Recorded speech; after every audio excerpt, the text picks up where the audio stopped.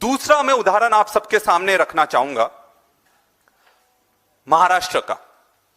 महाराष्ट्र में गढ़चिरौली में 3 बच्चियां जो कि अपने हॉस्टल में, जो कि ट्राइबल हॉस्टल है, जनजातीय हॉस्टल है, उनमें सो रही थी और उनको सांप ने डस लिया और उनकी मौत हो गई।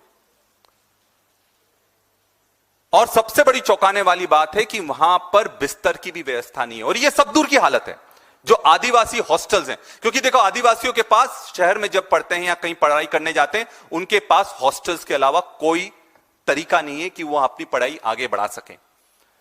तो वहां पर एक ही कमरे में 70 से ज्यादा बच्चियां सोती थी, जमीन पर सोती थी, और जमीन पर सोने के साथ साथ उनको बिस्तर का भी किसी तरह से कोई प्रावधान नहीं था।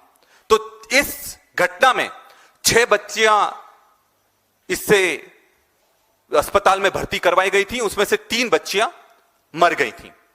सोचने वाली बात यह है कि यहां का प्रभारी मंत्री कौन है? गढ़चिरौली का प्रभारी मंत्री कौन है?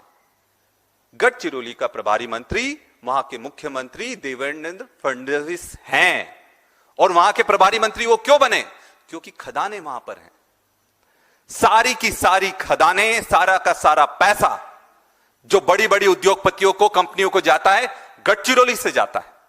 तो खुद मुख्यमंत्री जी वहां के प्रभारी मंत्री बन जाते हैं और वहां पर हॉस्टलों की इतनी बुरी हालत है कि वहां पर सांप के डसने से बच्चों की मौत हो रही है। अभी नासिक में एक भूख हड़ताल चल रही है, बड़ा आंदोलन चल रहा है स्टूडेंट्स का, इन्हीं हॉस्टल्स के लिए चल रहा है कि इन बच्चियों को न्याय मिलना चाहिए, दोषी अधिकारियों के खिलाफ कार्रवाई होना चाहिए और पूरे प्रदेश के हॉस्टलों के जो जर्जर हालत है उसमें सुधार होना चाहिए।